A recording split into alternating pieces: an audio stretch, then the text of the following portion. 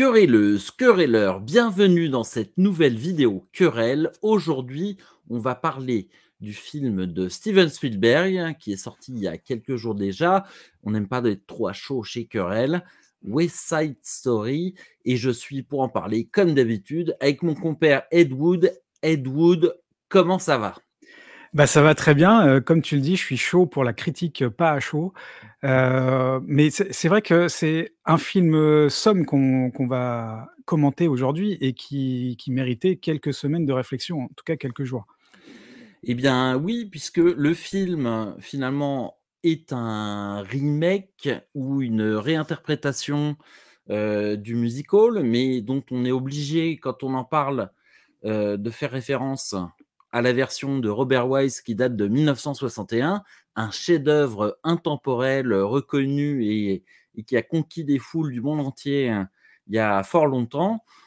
Et quand on voit le film de Steven Spielberg, on peut se poser la question, et c'est la question qu'on posait d'ailleurs dans nos différentes émissions avant: fallait-il faire ce film? Est-ce que c'était utile? Est-ce qu'on en avait besoin? Et pourquoi Steven Spielberg a voulu absolument faire ce remake?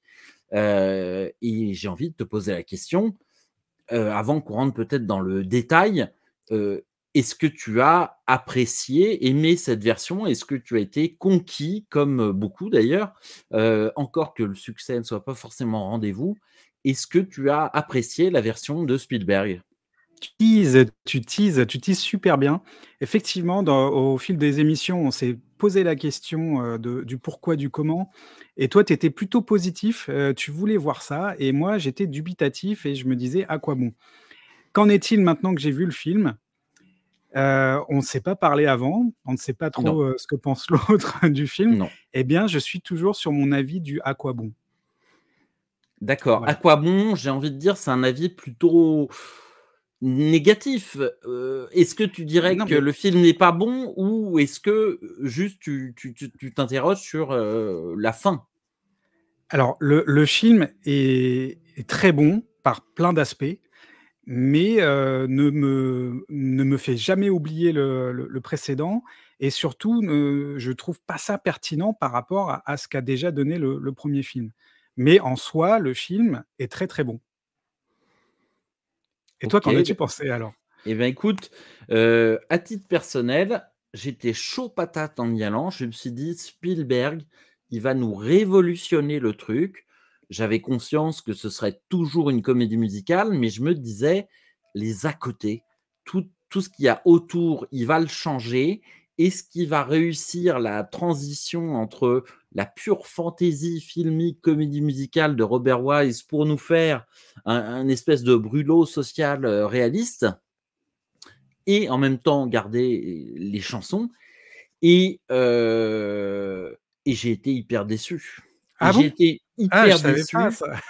Non, non, parce que, d'abord le film dure, je crois 2h36 contre 2h31 pour, l'ancienne version.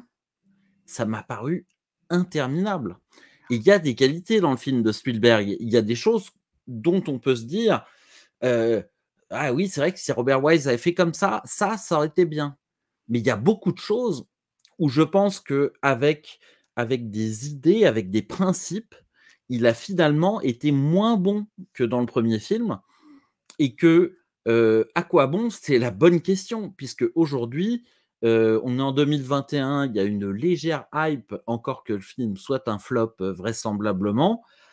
Mais moi, je pose la question et je peux y répondre, dans 50 ans, qu'est-ce qui restera de ce film-là? Alors que je sais que le film de Robert Wise sera toujours là. Tu te rends compte que là, on est à contre-courant tous les 2 du de tout ce que j'ai pu lire dans la presse et tout ça. Enfin, tout le monde est dithyrambique sur ce film Je et je j'ai lu m'attendais des pas à ce avis positifs. que tu Non, sois aussi négatif, en fait. mais tout simplement, il s'attaque à un énorme chef-d'œuvre, à un film. Je déteste les comédies musicales. Il y a 2 comédies musicales que j'aime et j'adore et qui m'émeuvent et qui me transportent. Il y en a une, c'est L'étrange Noël de Monsieur Jack. L'autre, c'est West Side Story. Parce que, malgré ou grâce à son côté, cheesy, coloré, vivace, totalement exagéré, finalement, en rentrant dans les codes comédie musicale de Broadway et en ayant une imagerie presque cartoonesque, avec des aplats de couleurs absolument irréalistes, et ben, il arrive à en faire un dessin animé, à en faire quelque chose qui nous projette dans un autre univers qui n'est pas réel et à garder cette, notion universelle de l'histoire, de Roméo et Juliette revisitée dans un, Amérique des années 50 et je trouve que Spielberg, lui, n'y arrive pas parce qu'il est entre la chèvre et le chou, il sait pas où il enfin, je pense qu'il savait où il allait, mais je pense qu'il s'est laissé entraîner par des idéologies. Il y a beaucoup d'idéologies dans cette version du film et je pense qu'il pensait qu'en rajoutant un fond social dans le film et un axe de réalisation et de mise en scène sociale, il allait réussir à magnifier le film. Et pour moi, au contraire, il a cassé le jouet. Et après, on peut parler peut-être séparément de plein d'aspects, de différences qu'il y a. Et à chaque fois, bah, tu me diras ce que tu en penses. Moi, je pense que dans certains cas, il s'est cassé la gueule. Alors moi, je vais abonder dans ton sens sur cette histoire de, déconstruction, reconstruction des années 50.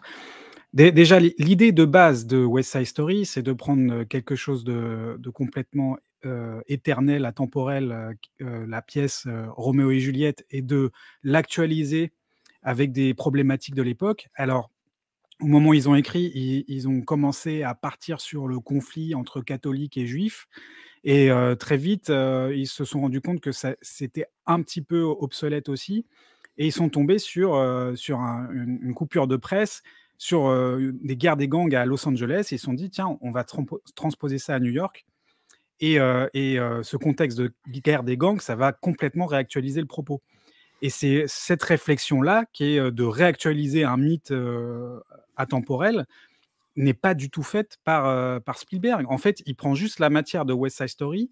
Moi, je pensais qu'il allait vraiment réactualiser la chose. Après, j'ai très vite déchanté quand j'ai vu les bandes annonces. J'ai bien vu qu'il allait rester fidèle aux années 50 et même très, très fidèle. C'est-à-dire qu'il occupe toute son énergie à ce que les décors fassent vraiment une reconstruction du New York de cette époque-là.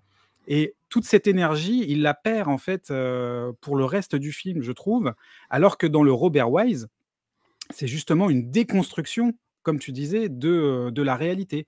C'est-à-dire qu'il ne cherche pas à reproduire son époque, le film de 56 ou 57, je ne sais plus la date exacte. 61. Ah, mais la comédie musicale était de Oui, 57, c'est ça. effectivement.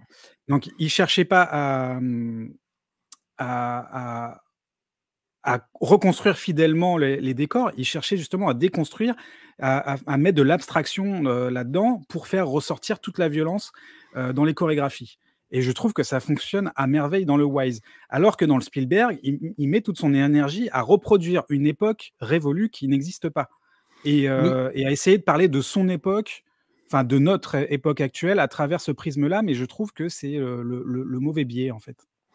je suis assez d'accord avec toi. Si tu veux bien, je veux repasser sur quelques Oui. thèmes, quelques points, sur lesquels on peut peut-être essayer de comprendre comment ces différences sont venues, s'interposer entre la volonté de Spielberg et en tout cas le ressenti que nous on a, sur le film.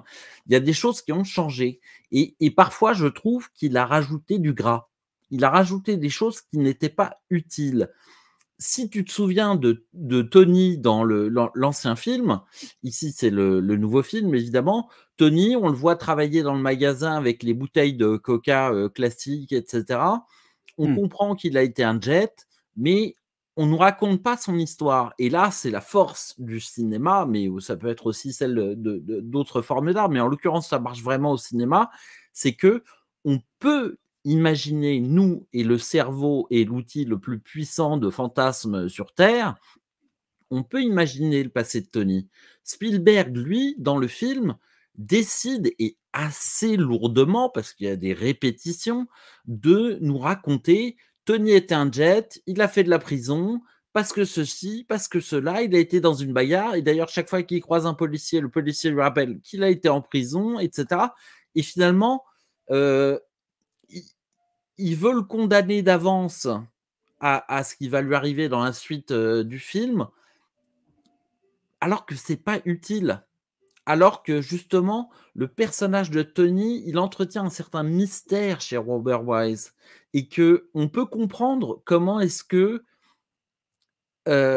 il est ouvert à tout dans la vie, parce que nous, on est ouvert par rapport à lui, on a une perspective totalement ouverte par rapport au personnage, alors que tel que Spielberg le présente, c'est même pas crédible qu'il tombe amoureux d'une portoricaine. Bah, tu as utilisé l'expression «il a mis du gras» et c'est vraiment ça le problème par rapport au film de Wise. Alors on dit le film de Wise, mais bon ça c'est l'adaptation de la comédie musicale et Oui, c'est un travail à 4 mains en plus, enfin, il y a voilà même enfin, et pendant une grande partie du film, il y a quand même Jérôme Robbins qui est là, donc qui est le chorégraphe et qui est le tyran aussi et qui se fait virer à la moitié du tournage. Et c'est Wise qui reprend en main, la totalité du tournage. Mais en fait, Robbins dans West Side Story, justement, il veut, aller à l'os. Au contraire, il veut déblayer, il veut clarifier les plans. C'est pour ça qu'il y a tu parlais des aplats, il y a très peu de décors finalement dans les plans, à part la scène d'ouverture qui se passe vraiment dans la ville. mmh. Tout le reste se passe plutôt en studio et dans des décors, déconstruits à côté de ça, Spielberg, lui, il rajoute, des décors, il rajoute des figurants, il rajoute de la crème, il rajoute, du background, il rajoute du linge aux fenêtres. Il y en a beaucoup plus. Bah, Il rajoute, même du nappage sucré, il rajoute des lance-flares, il rajoute de tout, quoi. tu parlais de rajouter, par exemple, alors de la crème, non, c'est un peu imagé, mais effectivement, par exemple, le conflit qui existe entre les Sharks, les Jets, en gros les Italo-Irlandais contre les Portoricains, si je résume un petit peu, très basiquement. Je crois que c'est polonais aussi, hein. Oui, ou enfin, en gros, les Ah, blancs caucasien. contre les hispaniques, et ben, là, il nous faut une raison au conflit, et on va nous raconter une histoire, comme quoi le quartier est en phase de démolition, et que finalement, c'est parce que leur, turf est en train d'être anéanti que ça crée des tensions. Que, somme toute, avant, ils auraient pu vivre ensemble sans problème, et que c'est uniquement parce que, on les chasse pour créer des nouveaux buildings d'habitation que les tensions naissent. Alors, je trouve que comme angle social, en plus, c'est un peu light. Ils auraient pu faire effectivement, que, les gangs sont en général, des jeunes désœuvrés dans, les populations paupérisées, et qui, trouvent soit un exutoire, soit une façon de gagner de l'argent en faisant des petits larcins ou, des trafics. Et là, non. Ah ben, on va casser nos maisons, donc on n'est pas content, donc on va taper sur le voisin qui habite dans le même quartier.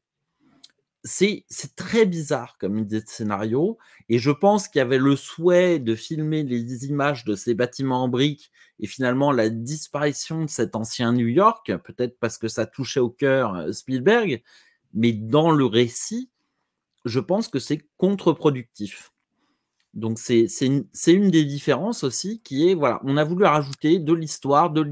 Bah, dans ce côté du rajout, du sur-rajout, moi ça il y a un côté pharaonique à ce film, mais vraiment dans le sens, égyptien. C'est-à-dire qu'on a l'impression qu'il est en train d'ériger une pyramide, vraiment bien faite et dans laquelle il va être enterré et là, il y a vraiment le sentiment d'un film, testamentaire, coincé dans les années 50.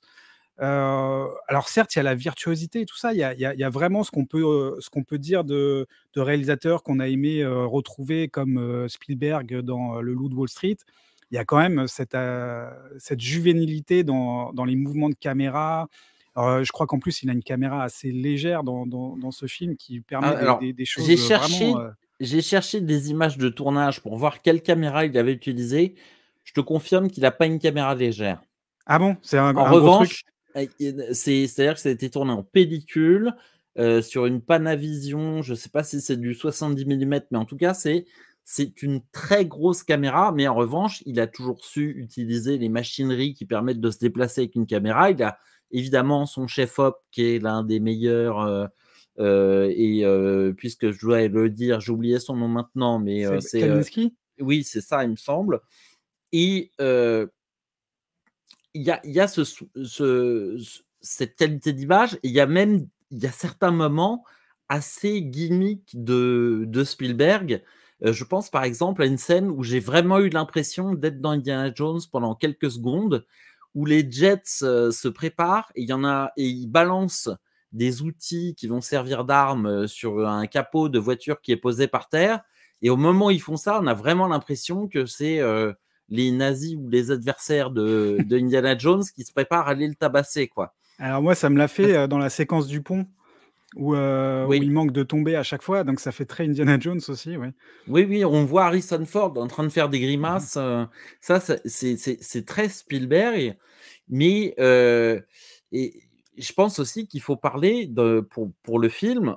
Après, ce sont des choix idéologiques. Certains peuvent être défendus, d'autres peuvent être ignorés. Mais on peut quand même parler, par exemple, il y a un personnage qui a été remplacé. Donc, à l'époque, celui qui s'occupe de Tony, c'est le personnage de Doc. Et là, il a été remplacé par Valentina. Et donc, ça féminise un rôle, puisque bah, il y avait peut-être le reproche dans le premier film, on va dire le reproche, pas à l'époque, mais dans notre époque actuelle, que ce soit pas assez, que les personnages féminins ne soient pas assez forts et représentés. Donc, probablement qu'il a voulu rééquilibrer ça. Par ailleurs, je ne l'ai pas remarqué en regardant le film, j'avoue, mais je l'ai constaté après. L'actrice qui joue Valentina, ben, ce n'est autre que l'actrice qui interprète Anita dans le film de 1961.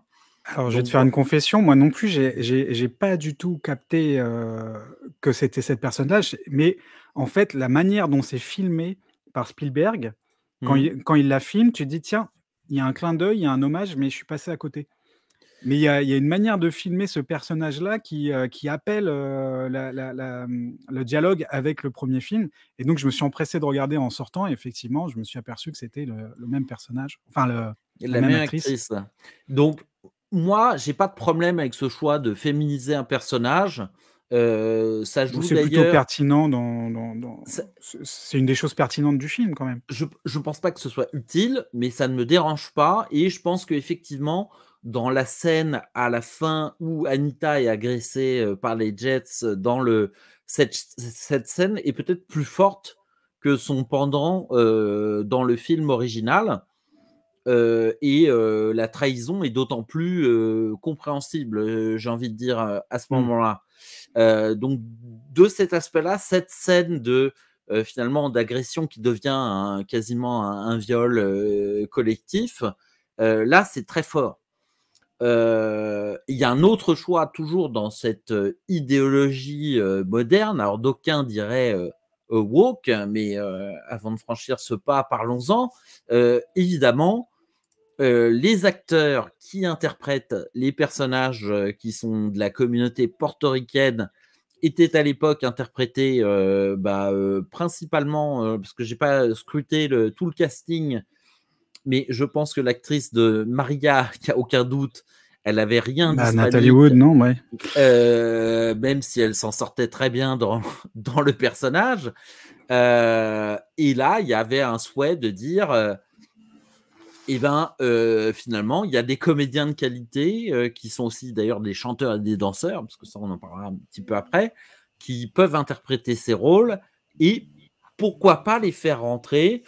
Bon, est-ce qu'on est d'accord pour dire que c'est pas une mauvaise chose que, il y ait moins de, g quand ça s'y prête, quand c'est possible, et que ça permet d'avoir tout de même des bons comédiens et voilà, des bons interprètes, c'est plutôt une Ah bonne bah, chose.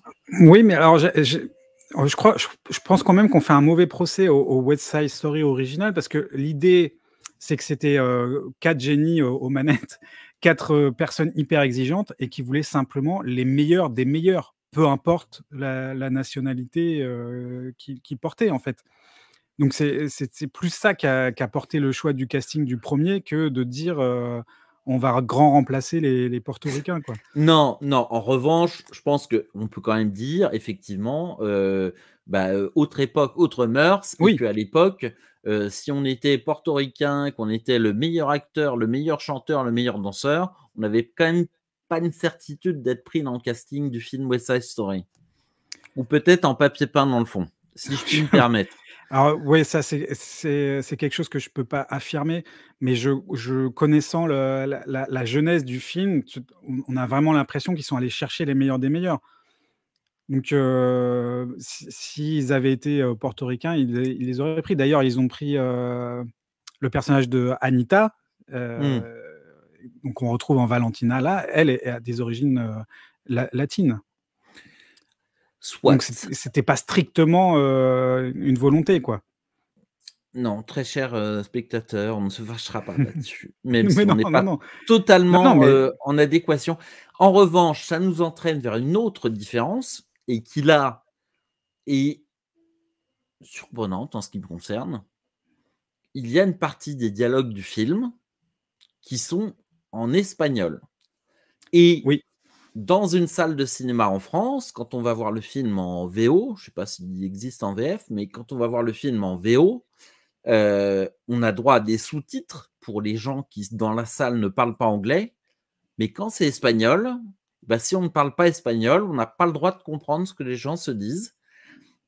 Et là, il y a dans l'idéologie, pour moi, c'est le train qui déraille. C'est-à-dire, les gens s'expriment dans leur langue. Ah, les acteurs américains, les spectateurs américains, ils doivent pas comprendre l'espagnol parce que dans la vraie vie, ils comprendraient pas les gens quand ils se parlent en espagnol.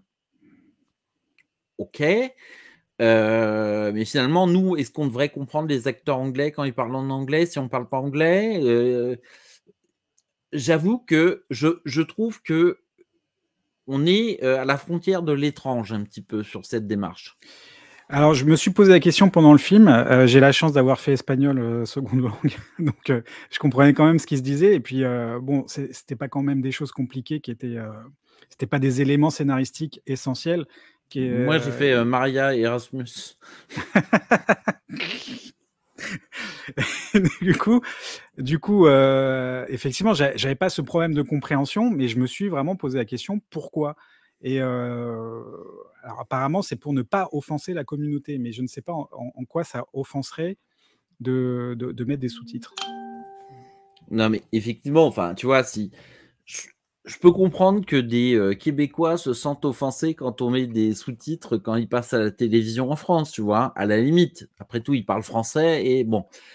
Là, je vois pas en quoi c'est offensant de mettre des sous-titres, mais bon, peut-être que culturellement, l'approche du sous-titre aux États-Unis fait que ce raisonnement est construit.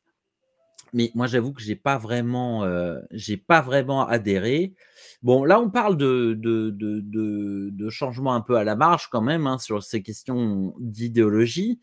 Moi, il y a il y a 2 principales changements qui, m'ont posé des problèmes et qui font que, en dehors de ce qui a été rajouté au scénario pour faire du plus, mais qui finalement fait du moins, moi, il y a un aspect très, très, très perturbant et c'est un aspect, musical et en termes de chansons. Alors oui, Tony a l'air con en arrêt sur image sur cette photo, mais c'est une des plus belles scènes qui soit, à l'écran.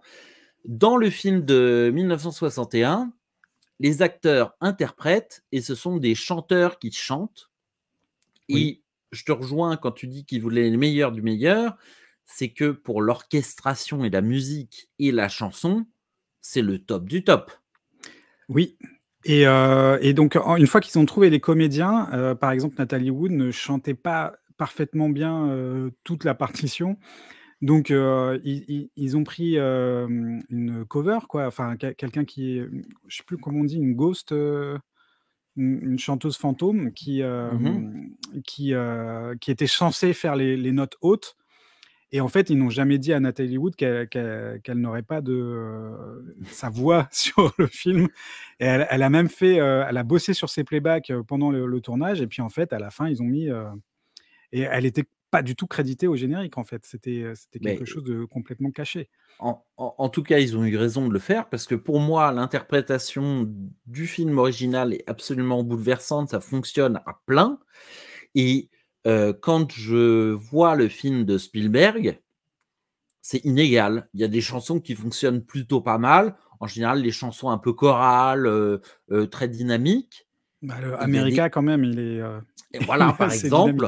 par exemple, mais alors le Maria, que j'interprète moi-même à mes heures perdues, pas très bon. Il y a des chansons qui manquent de punch. Alors, oui, c'est une prestation d'acteurs qui interprètent eux-mêmes les chansons et cetera, mais l'orchestration, je la trouve très mou du genou et je me suis retenu de dire, mou du slip, mais c'est pour moi, on est nettement en dessous et puis, alors je sais pas si est-ce que tu te rappelles dans le film de Spielberg, si effectivement les Jets et les est-ce qu'ils Ah, est-ce claquent qu'il des claque? doigts? Je me rappelle pas de ça dans le film, je me dis: «Mais comment ils ont pu enlever ça?» Alors attends, alors le début, ils sont sur la décharge et je crois qu'il y a les sifflements, mais je suis pas sûr qu'il y ait les doigts, ouais. Et voilà, bon, moi, c'est des choses qui, d'un point de vue sonore alors les claquements de doigts, je pense qu'ils devaient être dans le music hall, c'est tellement emblématique. Ça voilà, donc moi, musicalement, en termes de chansons, j'étais hyper déçu. Je sais pas ce que toi, tu en penses? Mais moi, c'est pas tant les chansons parce que les chansons, je les trouve déjà inégales dans, dans l'original. Moi, dès que ça devient sirupeux, les Maria, les Tonight, moi j'arrive pas et par contre j'adore les morceaux, heu, comme tu dis choraux, avec toute la bande et tout le monde qui chante. L'ouverture, je la trouve géniale, sans paroles, que de la choré. Alors, Spielberg fait quelque chose de virtuose aussi en ouverture du film, mais je trouve que c'est une démonstration plus que quelque chose qui sert le film, en fait. Mmh. Et moi, ce qui m'a plus gêné, c'est les chorégraphies. C'est-à-dire que les chorégraphies, elles sont, elles ont l'air épatantes dans le film de Spielberg, mais je les ai pas trouvées lisibles, en fait. Ce qui se passe, c'est dans le Robert Wise, les plans sont assez statiques. Parfois, il y a des panneaux, mais c'est assez léger et finalement, c'est les acteurs qui bougent Oui, et il y a du relief dans la masse, de danseurs et là, dans le film de Spielberg, c'est la caméra qui bouge en permanence, plus les danseurs qui bougent et je trouve que ça aplatit tout mais surtout, et qu'on Wise distingue plus ce qui se passe, en fait. Wes a mis des gros contrastes sur ces personnages. Donc ils sont en 3D quoi. Ils vraiment, ils composent l'espace et l'objet visuel du premier est quand même très, très fort. Alors, tu vois, cette scène qui marche bien, mais ça bouge dans tous les sens, c'est surchargé, il y a du monde partout et cetera. Alors que si on vient sur la mise en scène de Robert Wise, tout est composé et tout ce qui est à l'écran est utile. On ne peut rien enlever dans le film de C'est ça, c'est Wise de c'est c'est l'écran. c'est vraiment dans l'épure et c'est ça que qui me manque, en fait, dans le Spielberg et Spielberg, il peut pas faire dans l'épure. Il a jamais fait dans l'épure et c'est ce qu'il faut à ce film-là, Jurassic donc Park, c'est assez épuré malgré tout, hein. Je veux dire, tout est utile à l'écran, parce qu'il était obligé, parce que ça coûtait un bras à faire, mais là, justement, il s'est fait c'est pas faux. plaisir et c'est une choucroute garnie, quoi et dans la mise en scène, il y a beaucoup de différences comme ça. Moi, je repense à ce plan-là en particulier. Mmh. Dans Alors évidemment, à l'arrêt là, je suis pas dans le bon format, il y a pas la musique et cetera. Mais quand on regarde cette scène dans le film original, on tombe instantanément amoureux de, Natalie Wood. Elle est pourtant, très charmante l'actrice qui joue, Maria dans le film. Mmh. Mais on s'en fout de cette fille. C'est un peu dur, mais en fait, C'est ce que j'allais te poser comme question. Est-ce que le Spielberg t'a procuré des émotions quand même? Ah ben oui, j'étais là, ça va durer encore longtemps. Alors, en fait, j'étais assez extérieur à l'histoire et particulièrement la deuxième partie quand ça devient, tragique. Je suis complètement, laissé pour compte, en fait et alors que dans l'original de 61 du coup, tu dis? Non, Oui, c'est ça 61? J'ai ça m'emporte alors qu'il y a quand même un côté carton-pâte dans cette histoire et il y a des pourtant choses la l'émotion jaillit de tout ça. il y a des choses qui fonctionnent avec Spielberg. C'est vrai que la bagarre dans l'espèce de hangar, à Mmh. sel, Alors j'en avais peur dans la bande annonce. Je trouvais que c'était trop outré, mais trop contrasté. pour le coup, la violence et la mort qui survient, c'est assez efficace. Donc, là, je trouve que oui, il y a une valeur ajoutée finalement, mais c'est peu de choses et par ailleurs, peu après, par exemple, alors que c'est suggéré dans, la version de Wise, là, heu, Tony vient de tuer son frère, il débarque, chez, Maria, absolument décomposé et puis on baise. Enfin, ça ne marche pas. Le fait que ce soit suggéré dans le film de Wise, ça fonctionne parce qu'il y a une forme de retenue, c'est-à-dire qu'ils sont quand même dans la contrition à ce moment-là. Alors que là, c'est: «Ouais, j'ai tué ton frère il y a 2 heures, mais au fait, on s'aime, quoi, donc ce serait bien que» tu vois? C'est vrai qu'il y a Et il y a il y a il y a du rush comme ça qui passe pas, ouais. ça s'enchaîne avec la scène où Anita les surprend et là, il y a une espèce de j'ai eu l'impression de revoir, la scène où, George Lucas s'était bloqué, où il dit: «Bon là, heu Anakin est gentil, mais il faut qu'à la fin de la scène, il soit méchant, comment on va faire?» Tu vois? Et là, pareil, Anita, elle voit le mec qui a tué son amant s'enfuir, alors qu'il vient de coucher avec, la fille de son homme et à la fin de la scène, elle fait: «Bon allez, c'est bon». Là, ça marche pas et cette scène-là, elle est très, très mauvaise et jusqu'à ce moment-là dans le film, je me disais que la comédienne de Anita était extraordinaire, bouleversante, enfin qu'elle te tenait le rôle et quand j'ai vu cette scène, je me suis dit: «C'est pas possible, elle est là, c'est tombé trop» et c'est un défaut pour moi qui est très, très lourd de conséquences dans l'appréciation qu'on peut avoir du film au global, quoi. Moi, il y a un autre truc qui m'a gêné, c'est la volonté de Spielberg d'ancrer la comédie musicale dans la réalité et de justifier presque tout à chaque fois, ce qui dans le film de Wise peut paraître onirique par moment. Par exemple, le plan que tu as montré ou, là, par exemple, on parlait des gangs Mmh. dont les ombres se croisent. Alors je crois que c'est parce qu'il y a les spots et à la fin on voit d'autres ombres et ça c'est parce qu'il y a les flics qui arrivent et c'est les gyrophares et tous les éclairages sont justifiés. Ce qui est louable parce que c'est une volonté de réalisateur de rendre crédible ce qu'il est en train de montrer à l'écran, mais ce qui est à contre-courant de la comédie musicale qui justement, comme on le disait au début, déconstruit, fait sombrer dans l'abstrait et nous empêche normalement de se poser ce genre de questions de: «Mais d'où vient la lumière?» Et là, en fait, il répond à des questions qu'on se pose pas, en fait et c'est ça qui me trouble dans le Mais film. effectivement, c'est quelque chose que je on n'a pas évoqué beaucoup, c'est que le naturalisme et la comédie musicale, c'est un peu comme l'eau et l'huile, ça ne peut pas se mélanger. Donc, heu, Robert Wise a fait un choix, toutes les scènes, y compris les scènes de dialogue, seront dans des décors en carton-pâte, ultra, saturés de couleurs et cetera et Sauf la scène de Spielberg début.